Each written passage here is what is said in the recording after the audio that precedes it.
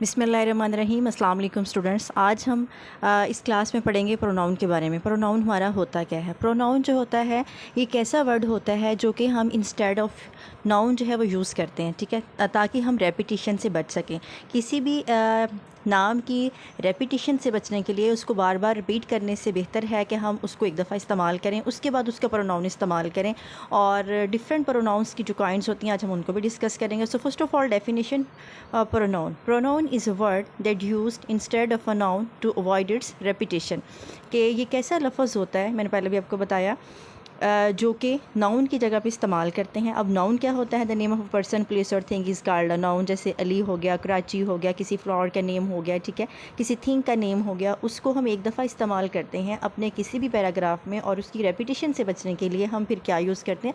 Pronoun use करते हैं। अगर फॉर एग्ज़ाम्पल मेल है, जैसे एग्जांपल में है कि अली इज़ अ बॉय। अब अली जो है वो यहाँ पे हमारा नाउन है। अब अली की जगह पे इसी लाइन में हमने क्या यूज़ किया है? ही यूज़ किया है। तो अली का जो प्रोनाउन है वो हमारा ही है। He reads in sixth class.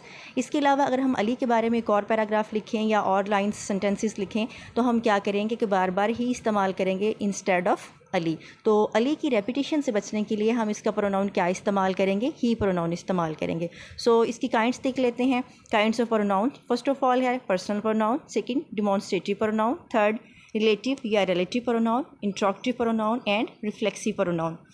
सो पहला है हमारे पास है जी पर्सनल प्रोनाउन। ये पर्सनल प्रोनाउन जो है वो यूज़ करते हैं हम फॉर पर्सनस के लिए। अब पर्सनस की भी आगे जो है वो टाइप्स होती हैं, काइंड्स होती हैं कि फर्स्ट पर्सन है, सेकंड पर्सन है या थर्ड पर्सन है। तो काइंड्स ऑफ पर्सनल प्रोनाउन जो हमारे पास हैं, फर्स्ट पर्सन में आई और वी, एंड सेकंड पर्सन हमारे पास क्या है? यू, एंड थर्ड पर्सन हमारे पास क्या है? ही, शी, इट, दे वगैरह। नीचे आपको टेबल दिया गया है जिसमें हमने आपको बताया गया है कि जो हमारे पर्सनस हैं, फर्स्ट पर्सन इसका सब्जेक्टिव केस क्या है जिसको हम फ़ाइली हालत कहते हैं, ऑब्जेक्टिव केस क्या है? मफूली हालत, एंड पोजेसिव केस क्या है? उसकी मलकियती हालत या हालत मलकियत, जो कि हम किसी की पोजेशन को शो करने के लिए कहते हैं कि फ़लाँ के पास गाड़ी है या घर है। और ऑब्जेक्टिव केस जो है वो भी हम इसी तरह लगाते हैं। और इसी तरह सब्जेक्टिव केस हम किसी भी सेंटेंस के सब्जेक्ट में एज अ सब्जेक्ट यूज़ करते हैं। सो स्टूडेंट्स, आई जो है वो सब्जेक्टिव केस है, मी ऑब्जेक्टिव केस है, माई और माइन जो है वो पोजेसिव केस है।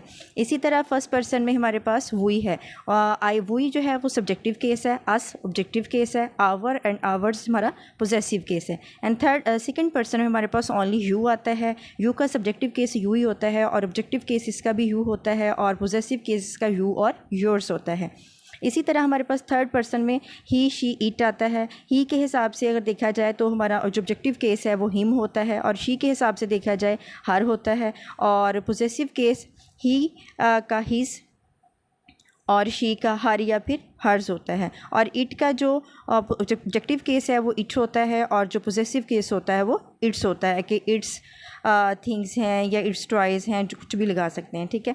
उसके बाद हमारे पास दे है, ये भी थर्ड पर्सन में आता है। दे का जो ऑब्जेक्टिव केस है वो देम आता है, और जो उसका पोजेसिव केस है वो देयर और देयर्स आता है। हम कहते हैं their house, they live in this living in this house, ये देयर्स हाउस, ठीक है।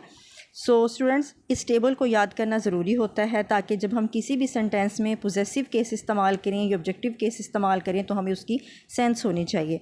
और उसके बाद हमारे पास है demonstrative pronoun. Demonstrative pronoun are used to refer things और person that are used after them, कि जो इसके बाद जो है वो नाउन और पर्सन्स आते हैं, ये उनको रेफ़र करता है, ठीक है, उनके बारे में बताता है। जैसे दिस हो गया, दैट हो गया, दीज और सच एज, ठीक है। इसके एग्जांपल्स देख लेते हैं कि this that is my pen.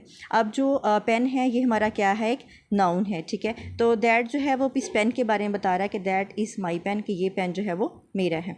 उसके बाद है रिलेटिव प्रोनाउन, जिसको हम रिलेटिव प्रोनाउन भी कहते हैं या रिलेटिव प्रोनाउन भी कहते हैं।